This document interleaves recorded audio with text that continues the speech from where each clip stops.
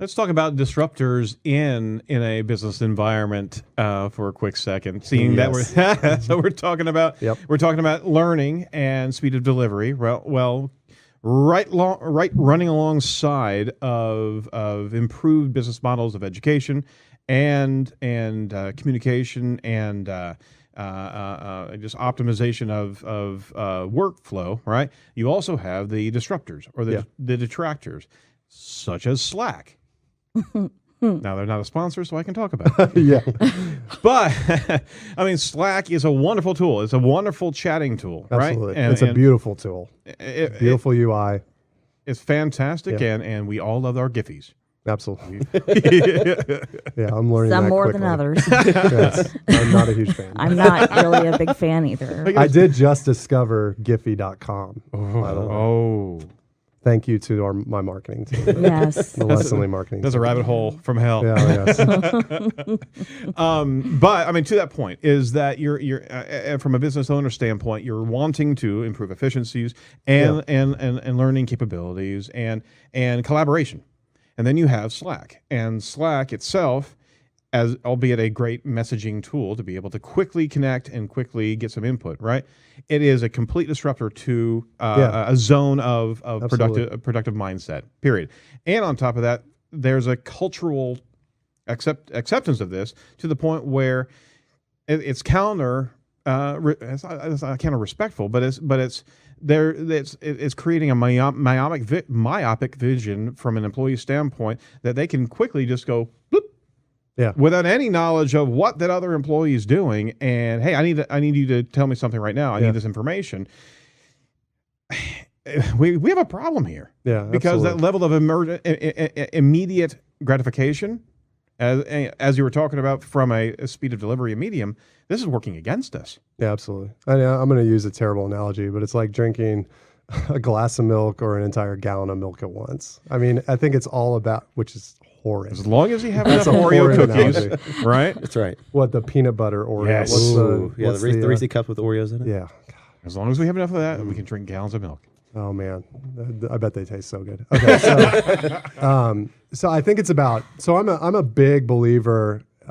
There's a woman out there named Dr. Julie Gerner, and I've spent quite a bit of time with her, and she's a productivity expert.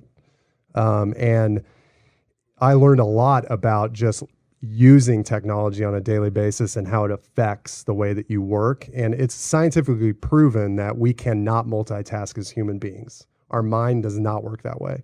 And when you do multitask, you are less effective with what you're doing.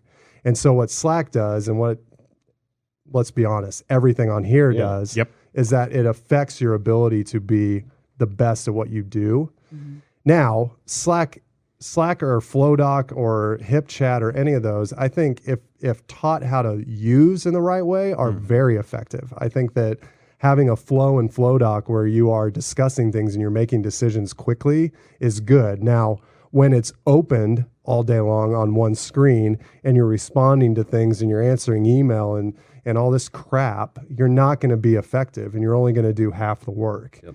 And if you can figure out how to manage your time effectively and get that within 50 hours a week, you're going to be way more effective than somebody that's multitasking and working 80 hours a week. I mean, it's just a proven fact that that's the case. And so I am not against using those type of tools. I am against using them all day long. And I'm even having trouble with it on a daily basis. And I have to close, like I feel like I need to get just another program to stop me from using from the times of 9 a.m. to 5 p.m., right? And the same with email. And I think email is just another version of that. You should be checking email in the morning, checking email at lunch, and checking email at the end of the day. It should not be open. It's just affecting the way that you're working. Well, especially just from client relationships, is For that sure. if you're in a space where the client sees that you are immediately answering their emails, you're training them that you'll be right there for them, and that can ultimately just turn off a client because that time that you don't respond.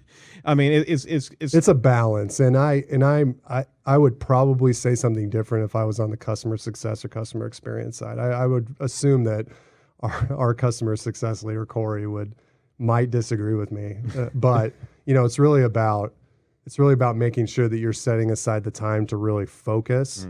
And as long as you are delivering what you're supposed to be delivering, then it's fine. But I'm a huge advocate of setting aside work blocks, making sure that you're turning everything off to work for that 90 minutes, doing that twice a day.